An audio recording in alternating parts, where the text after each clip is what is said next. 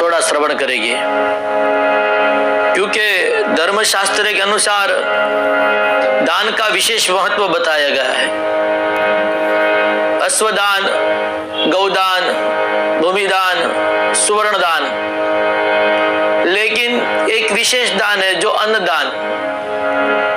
प्रतिदिन के लिए मनुष्य को अन्नदान अवश्य करना चाहिए, क्योंकि धर्मशास्त्र में अन्नदान का विशेष महत्व बताया गया है।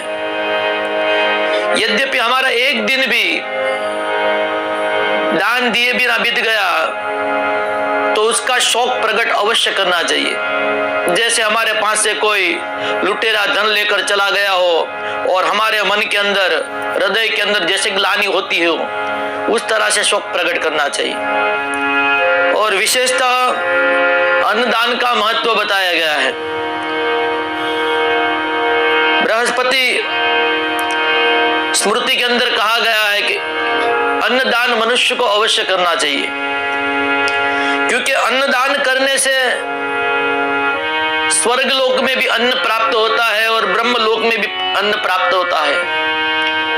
ज्यादा अन्नदान न कर सके तो कुछ बात नहीं, लेकिन हमारे जितना सामर्थ्य है, जितनी शक्ति है, उसके अनुसार प्रतिदिन के लिए अन्नदान करना चाहिए। यद्यपि ज्यादा अन्नदान न कर सके तो एक निवाला भी प्रतिदिन के लिए अन्नदान करना चाहिए।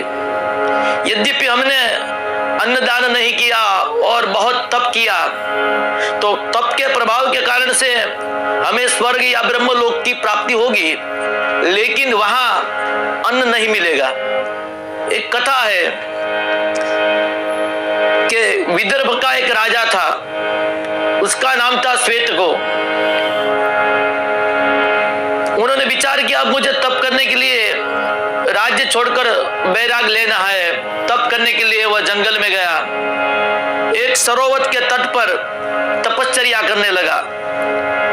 तप का प्रारंभ किया, बहुत तप किया, 1 बरस 2 बरस नहीं, 80,000 बरस तक भगवान की आराधना की।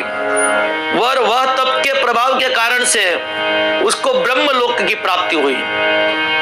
ब्रह्मलोक में गया तो ब्रह्मलोक के अंदर सभी प्रकार की सुविधा उपलब्ध थी, भोग की सामग्री उपलब्ध थी, लेकिन वहां उसको अन्न या जल नहीं मिला। श्वेत को ब्रह्मा जी को पूछने लगा, ब्रह्मा जी मैंने सृष्टि के ऊपर बहुत दान किया, लेकिन मुझे यहाँ अन्न क्यों नहीं प्राप्त हो रहा? तब ब्रह्मा जी ने बताया कि तूने सुवर्ण का दान दिया, भूमि का दान दिया, गौ का दान दिया, लेकिन इस सृष्टि के ऊपर तूने अन्न का दान नहीं दिया।